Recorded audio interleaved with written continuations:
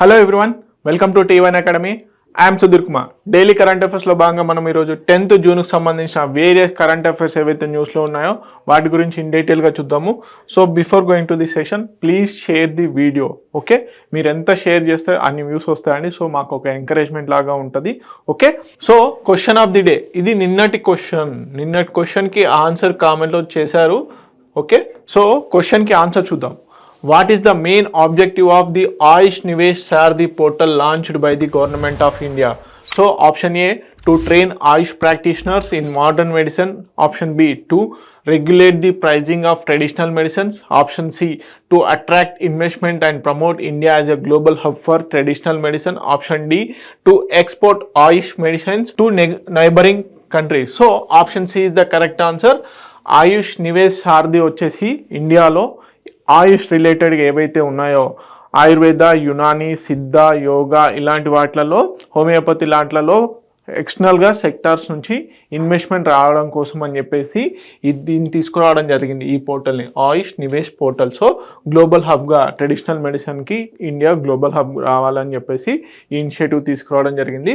Especially investment, ఈ సెక్టార్లో investment and promote కోసం. Okay, option C is the correct answer. So Telugu medium అభ్యర్థులు కూడా సేమ్ ఆన్సర్. ఓకే, మరి ఈరోజు క్వశ్చన్, సో నేను ఏం చేస్తున్నాను, 2 క్వశ్చన్స్ ఇస్తాను. అంటే బేసిక్గా ఒక క్వశ్చన్, టుడే క్వశ్చన్ అంటే డే ఆఫ్ ది క్వశ్చన్ ఏంటి, నిన్నటి కరెంట్ అఫైర్లో ఏదైతే రివిజన్ ఓరియంటల్లో ఆ క్వశ్చన్ ఇవ్వడం జరుగుతుంది. అది రేపటి క్లాస్లో ఆన్సర్స్ని బట్టి నేను కరెక్ట్ ఆన్సర్ అనేది ఎక్స్ప్లెయిన్ చేస్తాను. ఓకే, సో ఈరోజు క్వశ్చన్ ఏంటి అంటే, what is the primary objective of the drum.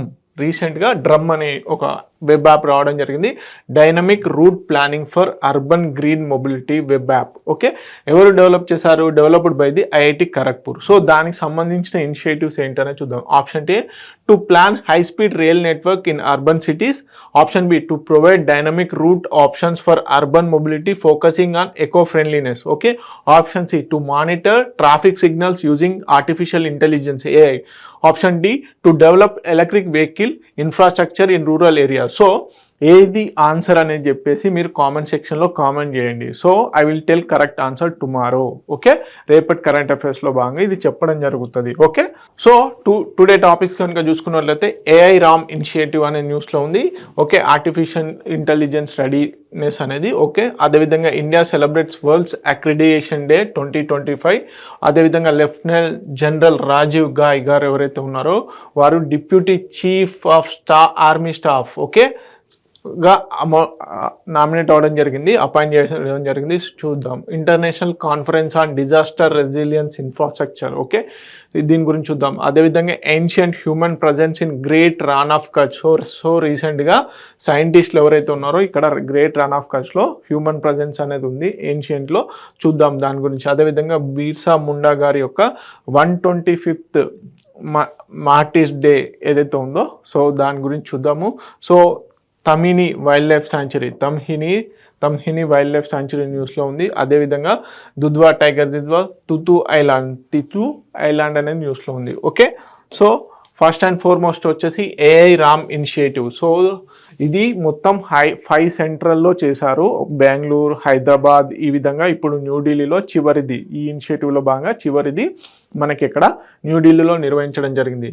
Okay, New Delhi, Bengaluru, Hyderabad, Guwahati ఈ ప్లేసెస్లో మొత్తం నిర్వహించడం జరిగింది. ఏంటి యాక్చువల్లీ అంటే artificial intelligence readiness assessment methodology. Artificial intelligence readiness assessment methodology AI Ram అంటే. ఓకే, అసెస్మెంట్ మెథడాలజీ రాబోయే రోజులలో గవర్నెన్స్లో ఏ విధంగా వాడాలి ఆర్టిఫిషియల్ ఇంటెలిజెన్స్ అని ఒక కొలాబరేషన్, ఒక కన్సల్టేషన్ నిర్వహించడం జరిగింది మొత్తం 5 ప్లేసెస్లో. ఇది ఫిఫ్త్ వన్, చివరిది. ఓకే, మనకి థర్డ్ది వచ్చేసి హైదరాబాద్లో జరిగింది. థర్డ్ది వచ్చేసి మనకి ఎక్కడ జరిగిందండి, హైదరాబాద్లో నిర్వహించడం జరిగింది. ఓకే, సో దీన్ని ఎవరు, UNESCO regional office for south Asia ఏదైతే ఉందో, సౌత్ ఏషియాకు సంబంధించిన రీజనల్ ఆఫీస్ యునెస్కో ఏదైతే ఉందో అది. అదేవిధంగా India AI mission Ikigai. Okay, Ikigai law అనే వాళ్ళు దీన్ని నిర్వహిస్తున్నారు, ఏఐ రామ్ ఇనిషియేటివ్ని. So 5th stakeholder consultation on artificial intelligence readiness assessment methodology అనేది నిర్వహించడం జరిగింది. సో మేజర్గా to develop India specific AI policy report identifying strength, opportunities and actionable steps for ethical and responsible AI adoption కోసం అని చెప్పేసి ఈ initiative తీసుకురావడం జరిగింది. Key features of the readiness assessment మెజర్స్లో ఏంటి, diagnostics tool to support governments. Okay, గవర్నమెంట్స్కి AI టూల్స్ని ఒక డయాగ్నోస్టిక్ లాగా వాడాలి అని చెప్పేసి చెప్పడం జరుగుతుంది. దీంట్లో strengthens regularity and institutional AI capacity, అదేవిధంగా alliance with global ethical standard. So artificial intelligence ఇప్పుడు ఎథికల్ స్టాండర్డ్స్ను పాటించడం లేదు. సో ఏ విధంగా పాటించాలి ఆర్టిఫిషియల్ ఇంటెలిజెన్స్లో భాగంగా అని చెప్పేసి దీంట్లో భాగంగా చేస్తున్నారు. అదేవిధంగా సిగ్నిఫికెన్స్ అండ్ అలైన్మెంట్ ఏంటి, ఇండియా ఏఐ మిషన్కి ఏదైతే అనుకున్నామో 10,000 crores ఇన్వెస్ట్మెంట్ అనేది దీంట్లో తీసుకురావాలి ఇండియా ఏఐ మిషన్కి. అదేవిధంగా ఇండియాకంటూ ఒక ఏఐ టూల్ ఉండాలి అని చెప్పేసి, జనరేటివ్ ఏఐ ఉండాలి అని చెప్పేసి, లైక్ ChatGPT ఇప్పుడు ఏదైతే ఓపెన్ ఏఐ నుంచి వచ్చిందో సో అలా ఉండాలి అని చెప్పేసి అంటున్నారు. అదేవిధంగా emphasize and safe and trusted AI pillar program. So మనకి ఎథికల్ ప్రాక్టీసెస్లో ఎథికల్ స్టాండర్డ్స్లో భాగంగా ఈ సేఫ్ అండ్ ట్రస్టెడ్ ఏఐని కూడా క్రియేట్ చేయాలి ఇండియాలో అని చెప్పేసి దీని యొక్క మెయిన్ ఇంటెన్షన్ అనమాట. So assessment readiness assessment methodology, okay, రాబోయే రోజుల్లో ఏ విధంగా ఉండాలి అని. సో తెలుగు మీడియం స్టూడెంట్స్ కోసం అని చెప్పేసి తెలుగులో ఉంచడం జరిగింది. Please note it down important points. So please అండి దయచేసి వీడియోస్ని షేర్ చేయండి. కరెంట్ అఫైర్సే కాకుండా T1 అకాడమీలో ఇతర వీడియోస్ని కూడా ఇతర క్లాసెస్ని కూడా ఫ్రీగా అందించడం జరుగుతుంది. మీరు ఎంత షేర్ చేస్తే అన్ని వ్యూస్ రావడం వల్ల మాకు ఒక ఎంకరేజ్మెంట్ లాగా ఉంటుంది. ఓకే, అనవసరంగా కోచింగ్ ఇన్స్టిట్యూట్స్కి ఫీజెస్ కట్టి, అంటే వేరియస్ కోచింగ్ ఇన్స్టిట్యూషన్స్కి ఫీజెస్ కట్టి మీ యొక్క ఫైనాన్షియల్ స్ట్రబుల్స్కి గురి కాకండి. ఓకే, మేము ఏదైతే ఫ్రీగా ఇస్తున్నామో ఆ మెటీరియల్ని చాలా స్టాండర్డ్గా చాలా క్వాలిటీగా ఇవ్వడం జరుగుతుంది. So please watch that videos also, other subjects videos.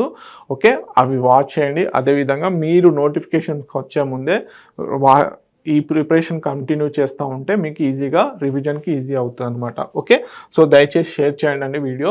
అదేవిధంగా world accreditation day, so June 9th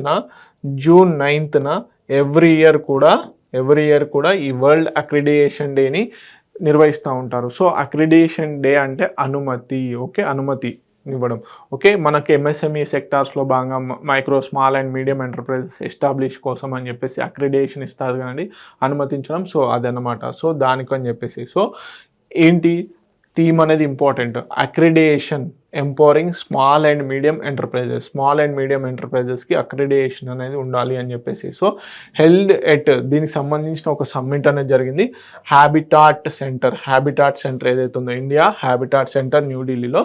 so ఎవరు, క్వాలిటీ కంట్రోల్ ఆఫ్ ఇండియా వాళ్ళు ఈ అక్రిడియేషన్ సమ్మిట్ని నిర్వహించడం జరిగింది. దేనికని, వరల్డ్ అక్రిడియేషన్ డేని పురస్కరించుకొని. Okay, launch of revamped NABL portal. So ఈ సమ్మిట్లో భాగంగా అంటే ఈ డేని పురస్కరించుకొని ఒక సమ్మిట్ అనేది నిర్వహించడం జరిగింది. ఆ సమ్మిట్లో ఏం చేశారు అంటే NABL పోర్టల్కి సంబంధించిన రీవ్యాంప్డ్ పోర్టల్ అనేది తీసుకురావడం జరిగింది. Streamline accreditation for MSME. So ఈ పోర్టల్ ద్వారా ఒక ఇండస్ట్రీని మైక్రో స్మాల్ అండ్ మీడియం ఎంటర్ప్రైజెస్ని ఎస్టాబ్లిష్ చేస్తాం కదా, ఆ ఎస్టాబ్లిష్ చేసే ప్రాసెస్లో ఏంటంటే మనకి అనుమతులు కావాలి కొన్ని, ఆ అనుమతులను స్ట్రీమ్లైన్ చేయాలి అని చెప్పేసి మెయిన్ ఇంటెన్షన్ అనమాట. అదేవిధంగా enhances digital accessibility and transparency. Okay, digital accessibility and ట్రాన్స్పరెన్సీని పెంచాలని చెప్పడం. అదేవిధంగా గుణవత్త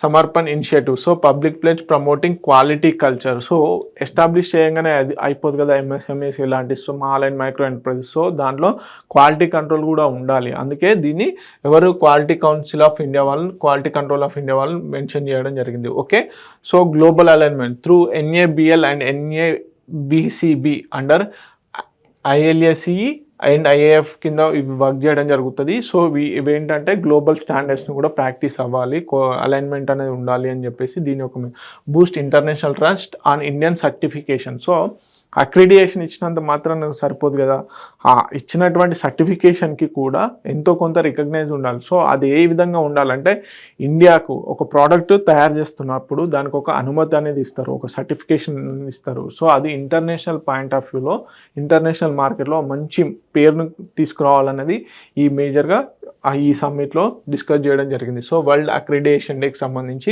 థీమ్ అనేది important, accreditation empowering small and medium enterprises. Okay, so Telugu medium అభ్యర్థులు please note it down. Okay, next lieutenant general Rajiv Ghai garu ఎవరైతే ఉన్నారో వీరిని deputy chief of army స్టాఫ్గా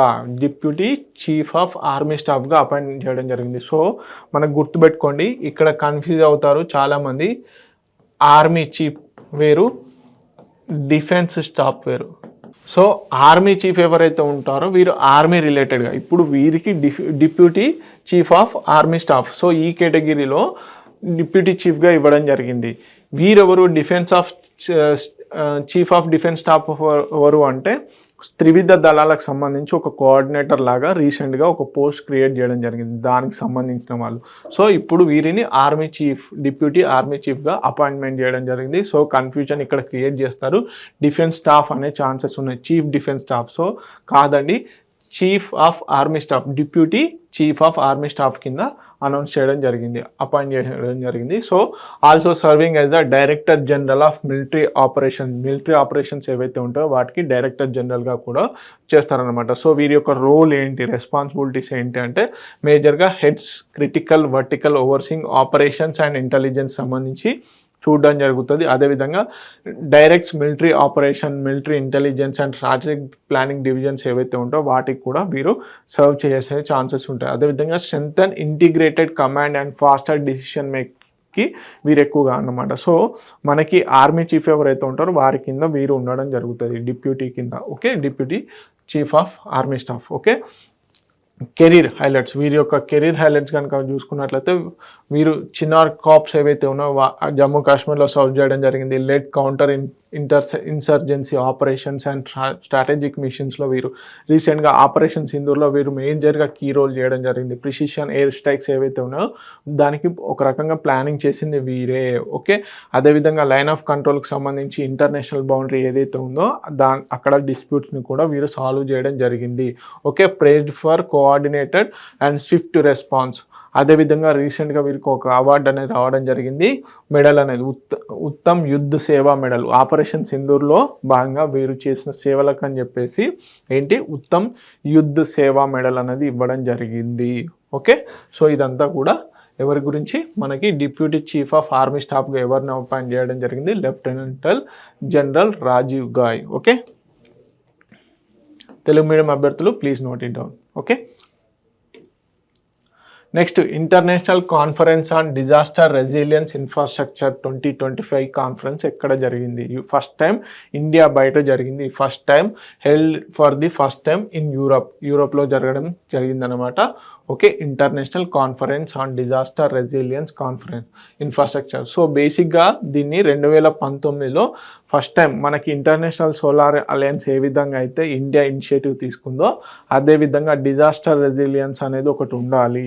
okay, infrastructure especially disaster resilient ఇన్ఫ్రాస్ట్రక్చర్ని క్రియేట్ చేయాలి అని చెప్పేసి మన ప్రధానమంత్రి నరేంద్ర మోడీ గారు 2019లో దీన్ని తీసుకురావడం జరిగింది. ఓకే, దీని యొక్క హెడ్ క్వార్టర్ ఎక్కడ ఉంది, న్యూఢిల్లీలో ఉంది. దీనికి సంబంధించిన సమ్మిట్ అనేది, కాన్ఫరెన్స్ అనేది రీసెంట్గా యూరోప్లో కండక్ట్ చేయడం జరిగింది. సో థీమ్ అవన్నీ చూద్దాం. సో 46 కంట్రీస్ అదేవిధంగా 8 పార్ట్నర్ కంట్రీస్ ఉండడం జరిగింది ఈ గ్రూప్లో. మనకి ఇంటర్నేషనల్ సోలార్ అలయన్స్ ఏ విధంగా అయితే ఉందో ఈ డిజాస్టర్ రెసిలియంట్ ఇన్ఫ్రాస్ట్రక్చర్ అంటే డిజాస్టర్స్ని, ప్రమాదాలను తట్టుకొని నిలబడేలా ఇన్ఫ్రాస్ట్రక్చర్ని డెవలప్ చేయడమే దీని యొక్క ముఖ్య ఉద్దేశము. సో ఆ గ్రూపులో మొత్తం 46 కంట్రీస్ ప్లస్ అదేవిధంగా 8 పార్ట్నర్ కంట్రీస్ ఉండడం జరిగింది. Promote climate and disaster resilient infrastructure for over 3 billion people by 2050 కల్లా 3 బిలియన్ల మంది అంటే 300 కోట్ల మంది ఎవరైతే ఉన్నారో వారు ఈ డిజాస్టర్ నుంచి తప్పించే విధంగా వారికంటూ ఒక స్పెషల్ ఇన్ఫ్రాస్ట్రక్చర్ ఉండాలి.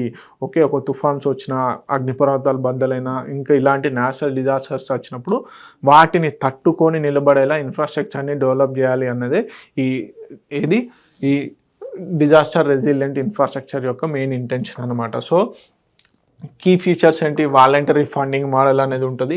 India as a primary contributor.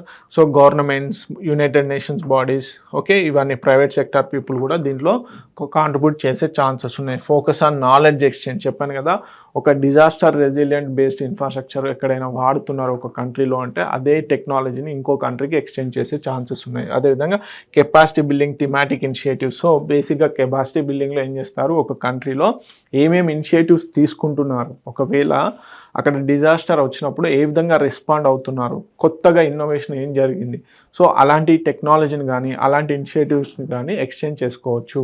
ఒక రకంగా ఇది ఒక ప్లాట్ఫామ్ అనమాట. సో థిమాటిక్ ఇనిషియేటివ్స్ ఏంటి, అర్బన్ రెసిలియన్స్, ఓకే, అదేవిధంగా critical infrastructure Africa and more కంట్రీస్లలో, అదేవిధంగా international conference on disaster resilience infrastructure సంబంధించి 2025 థీమ్ ఏంటి అనేది ఇంపార్టెంట్.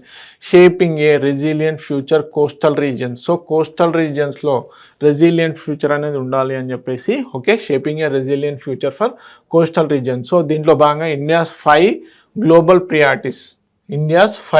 ప్రియారిటీస్ ఏంటి అనేది చూద్దాం. Education and skill development, embedded resilience and higher ఎడ్యుకేషన్లో ఏదైతే ఈ డిజాస్టర్ రెసిలియంట్ ఇన్ఫ్రాస్ట్రక్చర్ ఉందో దానికి సంబంధించిన ఎడ్యుకేషన్ అనేది ఇవ్వాలి. అదేవిధంగా గ్లోబల్ డిజిటల్ రిపాజిటరీని క్రియేట్ చేయాలి. Okay, share post disaster rebuilding models, okay, innovative financing, focus on sustainable development goals, అదేవిధంగా ఎర్లీ వార్నింగ్ సిస్టమ్స్ కూడా. ఓకే, సో ఇది తెలుగు మీడియం అభ్యర్థుల కోసం ఉంచడం జరిగింది, please note it down. So 46 దేశాలు, 8 పార్ట్నర్ కంట్రీస్, భాగస్వామ్య దేశాలు ఉండడం జరిగింది. Okay, next ancient human presence in great Rann of Kutch మనకి గుజరాత్లో ఉండడం జరిగింది.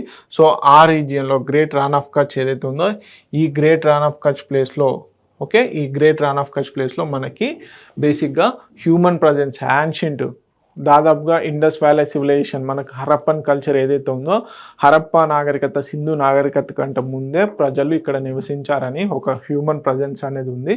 దాన్ని సైంటిఫిక్గా ప్రూవ్ చేయడం జరుగుతుంది. సో దాని గురించి చూద్దాం.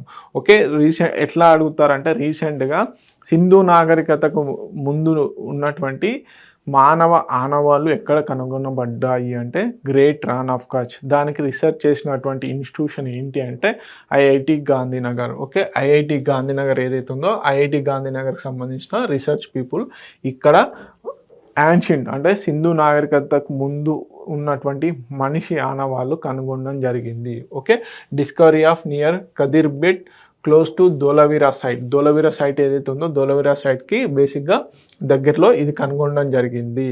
Okay, evidence of human settlement dating back 5000 years before the Harappan civilisation. Okay, Harappan civilisation కంటే ముందు ఉన్నటువంటి సివిలైజేషన్ ఇక్కడ కనుగొనడం జరుగుతుందంట. Okay, confirmed using accelerator mass spectrometry అనే టూల్ ఏదైతే కార్బన్ డేటింగ్ ఉందో వాటిని కనుగొనడం జరిగింది. వాటి ద్వారా ఏంటి, confirmed using accelerator mass spectrometry అని చెప్పేసి ఒక కార్బన్ డేటింగ్ మెటీరియల్ ఉంటుంది, దాన్ని బట్టి చేయడం జరిగింది. Okay, shell middens comprising heaps and oyster and snail shells సంబంధించిన స్టోన్ టూల్స్, అదేవిధంగా పాటరీ ఫ్రాగ్మెంట్స్ ఏవైతే ఉన్నాయో అవి ఇక్కడ కనుగొనడం జరిగింది.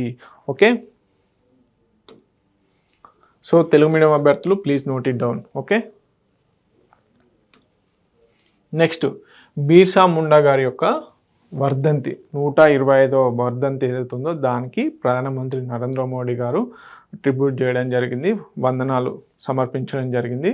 సో బేసిక్గా బీర్సా ముండా గారు మనకి ఎక్కువగా famous for the tribal leader అన్నమాట. ఓకే, ట్రైబల్ లీడర్గా వీరు పేరు పొందిన వాళ్ళు. సో వీరి యొక్క ఏదైతే ఉందో వర్ధంతిని, ఆ వర్ధంతి దినాన్ని బలిదాన్ దివాస్ అని పేర్కొనడం జరుగుతుంది. 9th జూన్ ఏదైతే ఉందో దాన్ని బలిదాన్ దివాస్గా పేర్కొనడం జరుగుతుంది.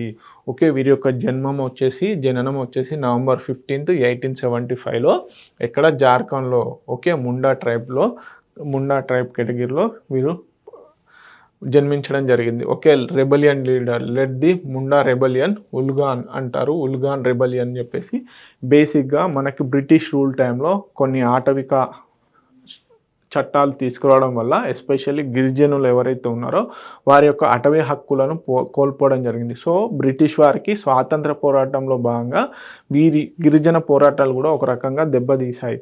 సో దాంట్లో మేజర్గా ఈ ఏదైతే ముండా రెబెలియన్ ఏదైతే ఉందో అది చాలా ఫేమస్ అన్నమాట. సో అందుకని చెప్పేసి దీన్ని లీడ్ చేసిన వాళ్ళు ఎవరు అంటే బీర్సా ముండా. సో వారి యొక్క వర్ధంతిని మనము బలిదాన్ దివాస్గా సెలబ్రేట్ చేయడం జరుగుతుంది. ఓకే, దాన్ని ఉలుగాల్ రెబెలియన్ అని కూడా అంటారు. సో ఇది 1899 1900 సంవత్సరంలో ఇది జరిగిందనమాట. So land and forest policies ఏవైతే ఉన్నాయో, so British imposed zamindari system, forest land and land disposition ఇవన్నీ జరిగాయి. సో అందుకని చెప్పేసి మేజర్గా గిరిజన పోరాటాలు ఒకటి ల్యాండ్ కోసం అని చెప్పేసి, ఇంకోటి వారి యొక్క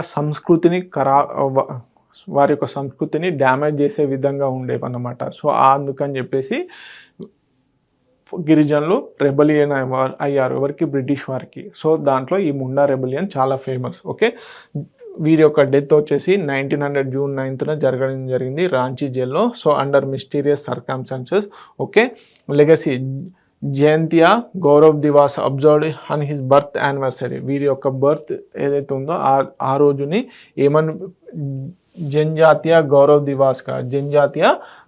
దివాస్గా పేర్కొనడం జరుగుతుంది. Okay, Jharkhand state founded 15th November 2000 in his honour. Okay, Munda Raj ఇతన్ని బీర్సా ముండా గారిని ముండారాజ్గా కూడా పేర్కొనడం జరిగింది. అంటే ఆ ముండా ట్రైబ్కి ఏదైతే ట్రైబ్ ఉందో దానికి వీరు కింగ్గా పేర్కొనడం జరిగింది. Okay, tribal and land rights ఒకే విధంగా inspired the Chota Nagpur tenancy act 1908 protected tribal land ownership. అదేవిధంగా revered as Dharti Aaba father of ఎర్త్గా కూడా పేర్కొనడం జరుగుతుంది. ఫాదర్ ఆఫ్ ది ఎర్త్గా ఏ ట్రైబల్ కింగ్ని పేర్కొన్నారు అంటే Birsa Munda. Okay,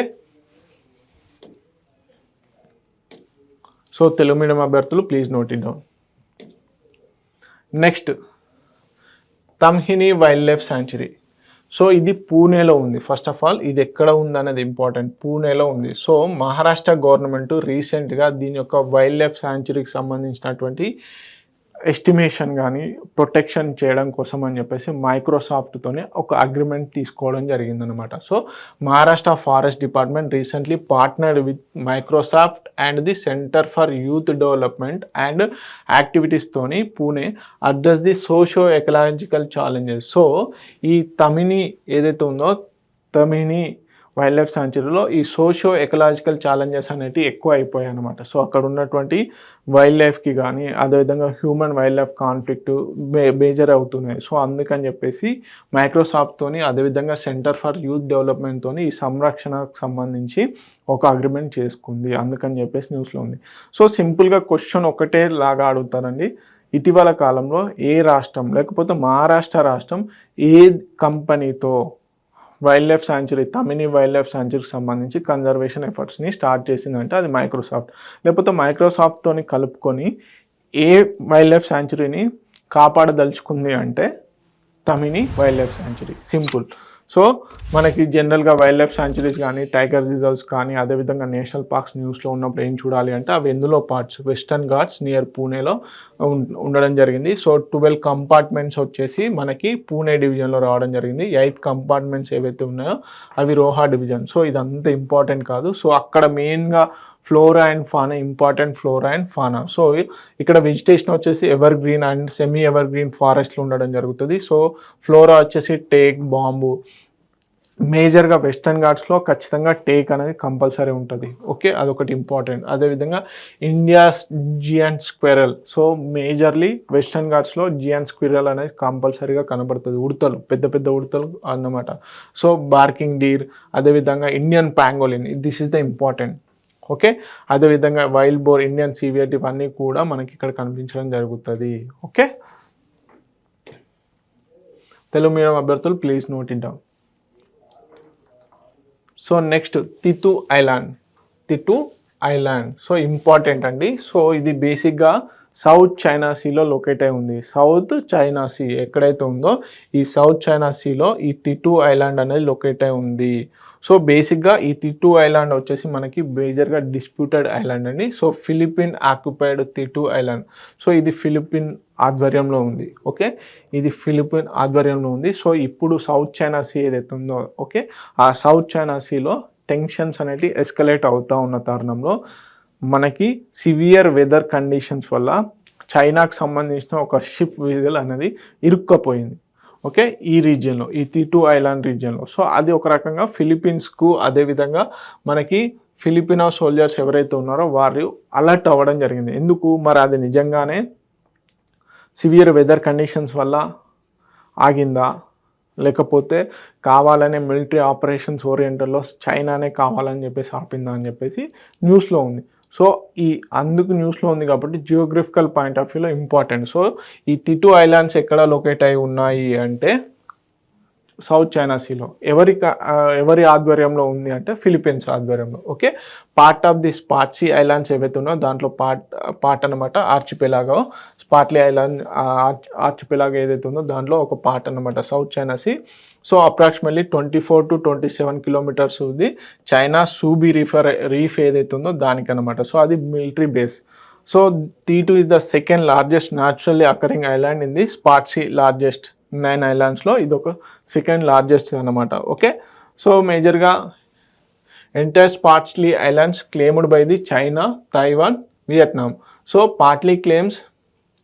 partial claims by the Philippines and Malaysia. ఈ తిటు ఏదైతే ఉందో సెకండ్ న్యాచురలీ అక్కర్డ్ ఐలాండ్ ఏదైతే ఉందో, సో బేసిక్గా మొత్తం 9 స్పాట్సీ ఐలాండ్స్ ఉంటాయి. దాంట్లో ఇది సెకండ్ లార్జెస్ట్ అనమాట. Okay, second largest naturally. So largest of nine islands occupied by the Philippines. So under Philippine control since 1971. So civilian settlements వచ్చేసి 1990 నుంచి స్టార్ట్ అవ్వడం జరిగింది. సో మేజర్గా ఇప్పుడు ఏదైతే ఈ తిటు ఐలాండ్స్ ఏవైతే ఉన్నాయో ఈ తిటు ఐలాండ్స్ వచ్చేసి మనకి స్పాట్సీ ఐలాండ్స్లో భాగము. అవి ఫిలిప్పీన్స్ ఆధ్వర్యంలో ఉండడం జరిగింది సిన్స్ 1971. ఓకే, అక్కడ విలేజ్ కన్స్ట్రక్షన్ కూడా, సివిలియన్ సెటిల్మెంట్ కూడా వచ్చేసి 1990 నుంచి స్టార్ట్ అవ్వడం జరిగింది. ఓకే, తెలుగు మీడియం అభ్యర్థులు please note it down important points. Next, బెంగాల్లో సునీతా విలియమ్స్ యొక్క మైనపు విగ్రహం. సో కంపల్సరీ ఇంపార్టెంట్, ఎందుకంటే సునీతా విలియమ్స్ గారు మనకు తెలుసు, వీరు ఇండియన్ ఆరిజిన్ ఆస్ట్రోనాట్ వీరు. సో బేసిక్గా వీరు ఎక్కువగా వీరు ఇంటర్నేషనల్ స్పేస్ స్టేషన్కి వస్తూ ఉంటారు కాబట్టి సో ఇంపార్టెంట్. సో వీరి యొక్క మైనపు విగ్రహాన్ని ఎక్కడ ఎస్టాబ్లిష్ చేశారు అని అడిగితే బెంగాల్లో ఏర్పాటు చేయడం జరిగింది. భారత సంతతి వ్యోమగామి సునీతా విలియమ్స్ గారి మైనపు విగ్రహాన్ని పశ్చిమ బెంగాల్లోని అసన్సోల్లో ఏర్పాటు చేయడం జరిగింది, ఆవిష్కరించారు. సుశాంత రాయ్ అనే శిల్పి సుశాంత రాయ్ అనే శిల్పి ఈ విగ్రహాన్ని రూపొందించారు. దీని తయారీకి నెలన్నర సమయం పట్టినట్లు ఆయన తెలిపారు. సో వ్యోమగాములు ధరించే సూట్ దొరకపోవడంతో విగ్రహ ఆవిష్కరణ కొంత ఆలస్యమైనట్లు, దిస్ ఇస్ అన్నెసెసరీ. సో బేసిక్గా ఏంటంటే సునీతా విలియమ్స్ గారి యొక్క మైనపు విగ్రహం ఎక్కడ ఎస్టాబ్లిష్ చేశారంటే పశ్చిమ బెంగాల్లోని అసన్సోల్లో. ఓకే, ఇదన్నమాట. నెక్స్ట్, అతిపెద్ద కంటైనర్ నౌకకు కేరళ జలవందనం. సో బేసిక్గా వింజింజం మనకి పోర్టు రీసెంట్గా కరెంట్ అఫైర్స్లో కూడా డిస్కస్ చేయడం జరిగింది. ఈ వింజింజం పోర్ట్ అనేది మనకి ఇంటర్నేషనల్ ట్రాన్స్పోర్ట్ కారిడార్లో భాగము. ఓకే, ఇక్కడ మేజర్గా ఈ కంటైనర్ షిప్స్ ఏవైతే ఉంటాయో అవి లోడ్ చేసుకోవడానికి అని చెప్పేసి ఇతర దేశాల మీద డిపెండ్ అవ్వకుండా మనకంటూ ఒక కంటైనర్ పోర్ట్ని ఏర్పాటు చేసుకున్నాము. అదే కేరళలోని వింజింజం పోర్ట్. సో దాన్ని ఇప్పుడు ఎవరు ఆపరేట్ చేస్తున్నారు అంటే మనకి అదాని పోర్ట్స్ ఏదైతే ఉందో అదాని పోర్ట్స్ వాళ్ళు దీన్ని ఆపరేట్ చేస్తున్నారు, ఈ వింజింజం పోర్టు. సో ఈ వింజింజం పోర్టుకి ప్రపంచంలోనే అత్యంత పెద్ద షిప్ అయినటువంటి కంటైనర్ షిప్ రావడం జరిగింది. దాని పేరేంటి, MSC ఇరీనా. ప్రపంచంలోనే అతిపెద్ద కంటైనర్ నౌక సోమవారం ఉదయం కేరళలోని వింజింజం ఇంటర్నేషనల్ సీపోర్ట్కి చేరుకుంది. పోర్టు అధికారులు సాదర స్వాగతం పలికారు, సాంప్రదాయ రీతిలో జలవందనం సమర్పించారు. సో ఈ నౌక పొడవు వచ్చేసి 399.9 మీటర్లు, వెడల్పు వచ్చేసి 61.3 మీటర్లు. సో ఫీఫా మ్యాచ్ల కోసం డిజైన్ చేసే ఫుట్బాల్ పిచ్ కంటే 4 రెట్లు పెద్దది. ఏకంగా 24,344 కంటైనర్లను మోసుకెళ్ళగలదంట. సో ఇది ప్రస్తుతం విలింజం పోర్టులో ఆగింది. మంగళవారం తిరిగి వెళ్ళే అవకాశం ఉంది. సో ఎంఎస్సి ఇరినా నౌక రాక పట్ల కేరళ ముఖ్యమంత్రి పినరయ్ విజయన్ హర్షం వ్యక్తం చేశారు. సో బేసిక్గా మనకి ఈ కంటైనర్ షిప్స్ అనేవి వింజింజం పోర్ట్ ఏదైతే ఉందో ఆ వింజింజం పోర్టు నిర్మించక ముందు చాలా ఇబ్బందిగా ఉండేది. కేరళలోని కొలంబో పోర్టు శ్రీలంకలోని కొలంబో పోర్టు మీద ఎక్కువగా డిపెండ్ అవ్వాల్సి వచ్చేది. సో ఇప్పుడు ఈ వింజింజం పోర్టు అదాని పోర్ట్స్ ఏదైతే ఉందో అది నిర్వహిస్తూ ఉంది పబ్లిక్ ప్రైవేట్ పార్ట్నర్షిప్ మోడ్లో. సో ఏంటంటే ఇప్పుడు ఇంటర్నేషనల్కి సంబంధించిన ఎక్కువ మేజర్ కంటైనర్ షిప్స్ ఏవైతే ఉన్నాయో అవి ఇప్పుడు ఇండియాలోనే అన్లోడ్ చేసుకునే ఛాన్సెస్ ఉన్నాయి. ఓకే, అదేవిధంగా నెక్స్ట్ కరెంట్ అఫైర్ వచ్చేసి తెలంగాణకు సంబంధించిన కరెంట్ అఫైర్ అండి. సో త్వరలోనే ఒక కొత్త పథకాన్ని ప్రవేశపెడుతున్నారు, అదే బాల భరోసా. ఓకే, అదేవిధంగా అక్టోబర్ 2 నుంచి సెల్ఫ్ హెల్ప్ గ్రూప్స్ ఏవైతే ఉన్నాయో ఆ సెల్ఫ్ హెల్ప్ గ్రూప్స్కి సంబంధించి పెట్రోల్ బంకులు కూడా స్టార్ట్ చేస్తాము అని చెప్పడం జరిగింది. ఓకే, అంగన్వాడీలోని చిన్నారుల కోసం కొత్తగా బాల భరోసా కార్యక్రమాన్ని రూపొందిస్తున్నామని రాష్ట్ర పంచాయతీరాజ్ గ్రామీణాభివృద్ధి మహిళా శిశు సంక్షేమ శాఖల మంత్రి సీతక్క వెల్లడించడం జరిగింది. 5 ఏళ్లలోపు చిన్నారులకు ఉచితంగా వైద్య పరీక్షలు నిర్వహిస్తామని కూడా తెలపడం జరిగింది. ఓకే, సో ఇదన్నమాట. సో ఇవ్వండి ఇంపార్టెంట్ కరెంట్ అఫైర్స్. మరిన్ని ఇంపార్టెంట్ కరెంట్ అఫైర్స్ కోసం T1 అకాడమీ యూట్యూబ్ ఛానల్ని ఫాలో అవ్వండి.